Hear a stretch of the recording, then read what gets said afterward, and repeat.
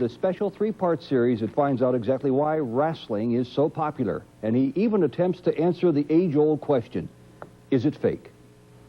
They called themselves Mr. Nitro and Hulk Hogan Jr. They were my old neighbors, and my wife told me many, many times to be careful wrestling them in the backyard when I was known as Pizza Man, champion wrestler of Ripley Road. My neighbors reminded me of the midget wrestlers so popular in the 1950s. The names they had chosen reminded me of the simpler time, wrestling in the 60s. It's the Sheik against Bobo Brazil.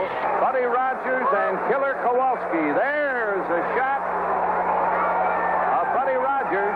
Today's wrestlers are bigger, stronger, with more colorful names like Psycho Mike, who is announced as being from Hell's Kitchen, New York, but he's really Michael Brown from Cleveland, South Side. It's more conditioning than anything. You have to be conditioned to take those kind of bumps night after night. Sometimes if you land wrong, there's no amount of conditioning that can help you. You're hurt. Hurt is what a lot of the fans want to see.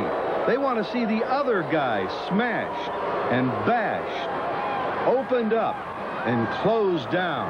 Who are the people attending these matches? Well, tonight, anywhere from 25 to 30% of this audience is made up of youngsters, kids from 3 to 4 years old all the way up to their late teens.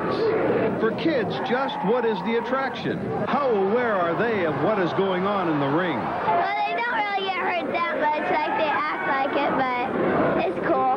Whatever it is big, big business, entertainment. Anybody that doesn't think all sports come under the heading of entertainment, they're sadly mistaken, because that's all they are. Tomorrow, just how big a business is pro wrestling. Alan DePietro, Eyewitness News.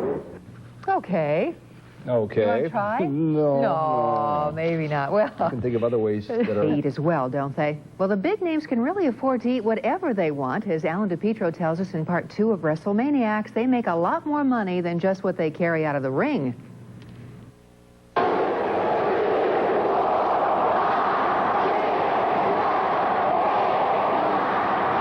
The World Wrestling Federation. It's the big leagues of wrestling. Its #1 attraction is Hulk Hogan. I wouldn't be afraid to venture that Hogan makes in the millions for the year. It's a big business for the World Wrestling Federation, but for a wrestler like Hulk Hogan, it's a bonanza. He gets more than $1 million a year from the sale of T-shirts, games, dolls, whatever. Whatever includes $6 posters, wristbands that also sell for $6.